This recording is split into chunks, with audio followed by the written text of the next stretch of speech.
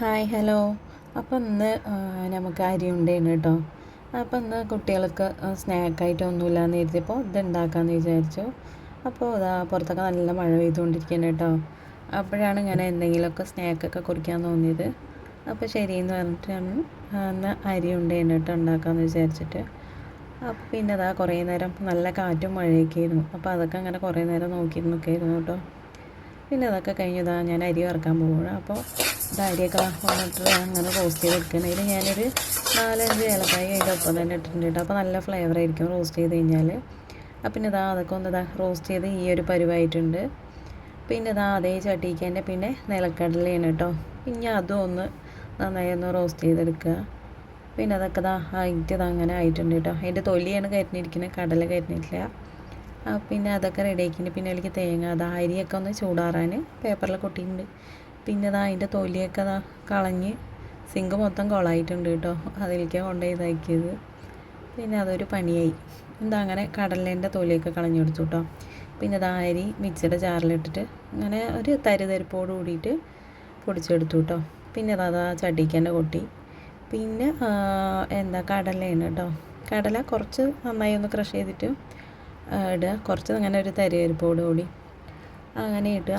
അപ്പോൾ ഇടയിൽ കടിക്കാൻ കിട്ടും, നല്ല രസമാണ്. പിന്നെ അണ്ടിപ്പരിപ്പില്ല കേട്ടോ, അത് എൻ്റെ കയ്യിൽ ഇല്ലാത്തതുകൊണ്ട് ഞാൻ ഇട്ടിട്ടില്ല. നിങ്ങളുണ്ടെങ്കിൽ ഇടുക. അപ്പോൾ പിന്നെ ബെല്ലൊക്കെ ഉരുക്കാൻ വെച്ച് അതൊക്കെ നന്നായി ഉരുകി വന്നിട്ടുണ്ട്. ഇനി അതിലേക്ക് അരിയും കടലയും പൊടിച്ചതിലേക്ക് തേങ്ങ മിക്സ് ചെയ്തിട്ട് ആ തേങ്ങ അതിലേക്ക് പിന്നെ ശർക്കര ഉരുക്കിയത് അതിലേക്ക് ഒഴിക്കുക കേട്ടോ. നന്നായി മിക്സ് ചെയ്ത ശേഷം ഒഴിച്ചെടുക്കുക. അപ്പോൾ അത് ചൂട്ടോടുകൂടി തന്നെ അത് ഇതിലേക്ക് ഒഴിക്കുകയാണ് കേട്ടോ. ഒരുപാട് ചൂടല്ല, എന്നാലും ഒരു അത്യാവശ്യം ചൂടുണ്ട്. ഇത്തിരി അത്യാവശ്യം കെട്ടിക്കും. മധുരത്തിനനുസരിച്ചിട്ട് ഒഴിച്ചു കൊടുക്കുക, ഉരുട്ടി കിട്ടാനൊരു പാകത്തിന്. പിന്നെ അത് നന്നായി മിക്സ് ചെയ്തെടുക്കുന്നുണ്ട്. അല്ലാണ്ട് അത്യാവശ്യം നനവ് മതി, ഒരുപാട് വെള്ളം പോലെ ആവരുത്. അപ്പോൾ അതങ്ങനെ നന്നായി മിക്സ് ചെയ്തെടുത്തു.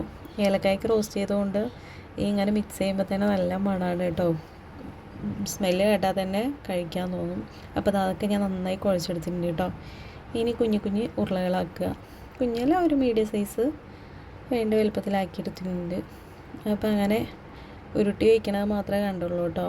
പിന്നെ അപ്പോൾ ആ ഒരു വീഡിയോയ്ക്ക് വേണ്ടി ഒരു ഫോട്ടോ മാത്രം എടുത്തു, പിന്നെ സാധനം കണ്ടിട്ടില്ല.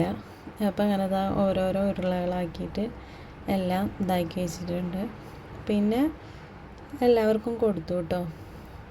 നല്ല ടേസ്റ്റ് ആയിരുന്നു ചൂട്ടോടെ മഴ സമയത്ത് കഴിക്കാൻ. അപ്പോൾ ഇഷ്ടപ്പെട്ട വീഡിയോ ലൈക്ക് ചെയ്യുക കേട്ടോ, ഷെയർ ചെയ്യുക, സബ്സ്ക്രൈബ് ചെയ്യുക. എല്ലാവരും സപ്പോർട്ട് ചെയ്യണേ. ആരും എൻ്റെ വീഡിയോയ്ക്ക് ലൈക്ക് ചെയ്യുക ഒന്നും ചെയ്യണില്ല. അപ്പോൾ എല്ലാവരും ഫീഡ്ബാക്ക് അറിയിക്കുക കേട്ടോ.